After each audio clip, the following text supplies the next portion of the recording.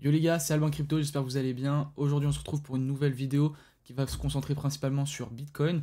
On va également aller voir 2-3 petits événements qu'il y a sur Zoomex et vous allez voir c'est plutôt sympathique. Donc là, directement je vais vous montrer sur Telegram. Donc ça c'est le Telegram qu'on a qui est entièrement gratuit pour tout le monde. Donc ça s'appelle le Crypto Crew, c'est un peu notre but, ça va être vraiment de rassembler une communauté vraiment très engagée et qui va être vraiment spécialisée dans le trading ainsi que l'investissement quantitatif comme le dit très bien Gabin ici.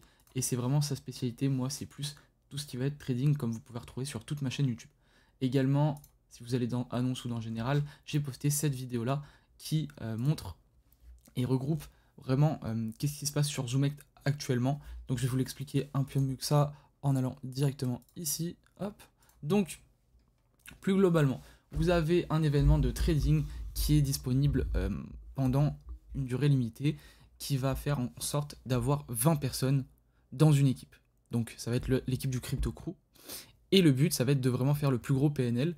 Et il va y avoir à peu près, il me semble, une trentaine d'équipes. Et le but, ça va être de vraiment être dans le top 5 pour pouvoir avoir des récompenses. Donc toute l'équipe gagnera.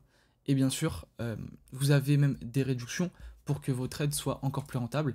Si vous passez par ce lien-là qui sera sur Telegram, bien sûr, vous pouvez avoir 50 USDT quand vous vous inscrivez sur Zoomex. Donc c'est plutôt sympa de leur part. Et en plus de ça, vous avez 15% de réduction sur les frais de trading. Et je crois même qu'ils vont me le changer à 25% de réduction. Ça va être super cool les gars. Donc n'hésitez pas à rejoindre. Maintenant, passons à l'analyse. Donc, comment ça se déroule? Ici sur BTC, comme vous voyez, on avait formé une structure baissière et on était venu s'appuyer sur l'order block ici avant de tomber plus bas. Donc un trade que j'avais call sur YouTube, ça maintenant on le supprime. Et du coup, on sait que dans la grande tendance haussière, ok, on est en train de faire une petite tendance baissière, donc une phase de correction qui est les trois quarts du temps une phase de correction en A, B, C, donc selon la théorie des vagues d'Elliott. Et je pense que là, la branche numéro A, enfin lettre A, est terminée. Maintenant, place à la B pour ensuite aller faire notre C au niveau des, je pense, venir chercher ces lots-là, donc au niveau des 92 000. Donc ça, c'est vraiment ce que je pense. Et puis même dans tous les cas, là, c'est au pire, ce qu'on pourrait faire, c'est faire quelque chose comme ça, venir sweep ces lots-là en priorité. Donc je pense qu'il va y avoir un trade à venir chercher dans pas longtemps. Maintenant, si on regarde ce qu'on a fait très récemment, on voit que on a laissé beaucoup de liquidités accumulées. Donc ça, on va pouvoir le noter. Hop, ici, on a des liquidités. Qu'est-ce qu'on voit également? On voit qu'on a fait un sweep du Monday High. Donc le Monday, donc c'est le lundi, c'est vraiment le range qui va s'effectuer sur toute la semaine. Donc on voit quoi?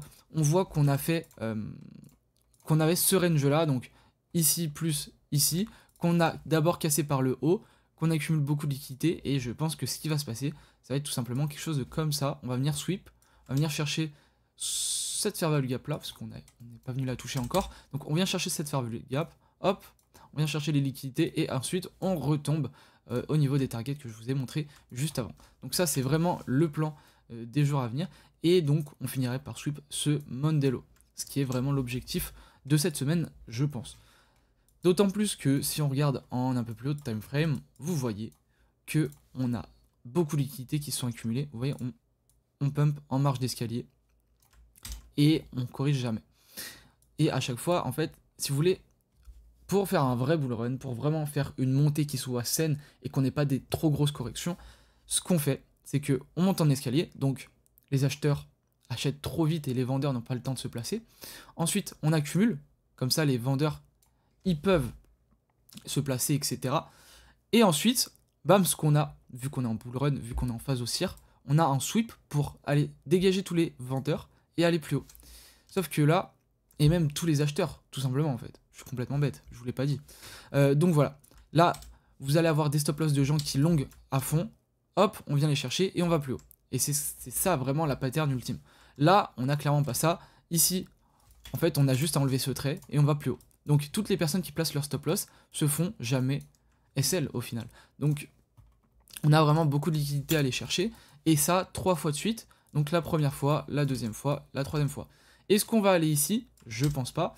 Mais est-ce qu'on va aller ici? Ça risque fort d'arriver. Surtout que si on regarde en daily, donc déjà, on a à chaque fois une touchette de la Fair Value Gap Daily. Mais en weekly, je crois que c'est pas le cas si je dis pas de bêtises. Donc là, on a touché, on est reparti. Ici, c'est pareil. On est venu faire une Fair Value Gap Daily. On est reparti. Et ensuite, bon bah, on est en attente. Je pense qu'en plus d'avoir fait quelques touchettes dans la Fair Value Gap Daily, on a laissé beaucoup de liquidités. Donc comme je vous ai dit précédemment, hein, ça se voit d'autant plus en 4 heures. On laisse pas mal de liquidités. Et encore là, ça va, c'est un peu plus propre. Mais quand on fait des trucs comme ça, ou bien comme ça, c'est pas giga propre. Ensuite, weekly, vous voyez, on a une Fair Value Gap qui est intact. Donc c'est d'autant plus ce qui me fait dire qu'on va aller plus bas. Donc voilà. On va risquer de faire soit quelque chose comme ça, soit bah, tout simplement venir sur la deuxième Fair Value Gap. Dans le pire des scénarios, hein, enfin dans le pire des scénarios entre guillemets, hop, et là on rebondit, ça ferait une superbe correction. Donc pourquoi je pense qu'en vrai, le rebond, malgré qu'on ait énormément de liquidité comme vu précédemment, le rebond se fera sur celle-là, parce qu'en fait, on priorise toujours la première Fair Value Gap, et en plus de ça, on est dans une phase haussière. Donc certes, on va faire une petite correction, mais je pense pas qu'elle sera jusqu'aux 92 000 non plus, étant donné qu'on n'a pas fini notre tendance haussière et qu'on a fait un nouvel ATH. Après, à savoir, on n'a pas inversé de la tendance en gros time frame. Pourquoi? Parce qu'on n'est pas venu clôturer au-dessus encore. Donc, c'est pour ça, j'attends encore. Et en fait, ce qui est un peu ambigu, c'est que comme vous voyez, ces zones de Fair Value Gap sont vraiment en confluence avec la zone OTE de tout le mouvement. Donc, je me dis, ok, on a pourquoi pas plus de chances de continuer sur la première Fair Value Gap, mais on peut clairement enfoncer plus bas et venir chercher la zone ETE ainsi que ses différents points de confluence. En plus, vous voyez le gros order block qu'on a laissé ici, donc je pense qu'on aurait vraiment une zone de longue incroyable. Donc j'ai dit qu'on allait vraiment se concentrer sur BTC, donc on va rester dessus. Bitcoin dominance, pareil, ça monte, ça descend. Je pense qu'on est sur une phase corrective en A, B, puis C avant de repartir plus haut. Ça m'étonnerait pas. Après, à voir, parce que franchement, on a sur les charts Total et Other quelque chose de assez solide. Également sur la chart CME, pourquoi je pense qu'on viendrait chercher plus bas? Parce que ici, alors, il faut que je retrouve où est-ce que c'est. Il me semble que c'est en daily. On n'était pas venu... Ok, je dis peut-être n'importe quoi. Voilà. Non, ok, je dis n'importe quoi. Il me semble qu'on avait un gap, je le retrouve plus. Mais en tout cas, ce gap là il n'avait pas été comblé et ça nous avait fait voilà, il est là ce gap, donc excusez-moi. Donc on avait ce gap là qui n'était pas comblé et donc bah, je me dis on peut tout simplement aller le chercher et ça conforterait plus l'idée que ce soit la deuxième Fair Value Gap avec la zone OTE, parce qu'en fait il y a un point de confluence tellement énorme que en fait on a tout ce qu'il nous faut pour y aller. Donc bien sûr correction A, B puis C, ce serait pas mal. Et ça correspondrait vraiment à la zone OTE, hein. Je peux la tracer même sur ce graphique directement, hop, on la trace, alors, bam, ce serait juste avant, donc peut-être on viendrait sur les 0,5 faire une petite mèche, mais en tout cas on viendrait sweep ces liquidités, je pense, et ce serait vraiment ce que je vois en priorité. Là, ce que je vais faire, c'est que je vais partir faire une vidéo directement analyse de tout le reste, donc Ethereum, Total, et quelques petits altcoins comme le Solana, ou en tout cas les plus gros. Et je vais poster ça sur le Crypto Crew. Donc là, la vidéo actuellement, il est 14h30. Elle est disponible déjà, je pense, depuis 16h sur le Crypto Crew. Donc n'hésitez pas à foncer. Pour tous ceux qui sont sur YouTube, likez et abonnez-vous. Et n'hésitez pas à faire un tour sur ZoomX. C'est vraiment intéressant, les gars. Vous y gagnez d'une en vous diversifiant sur différentes plateformes de trading. Et de deux, en trading, tout simplement sur le long terme, 15%, c'est colossal. Donc moi, je vous laisse là-dessus. C'était Alban Crypto. Ciao.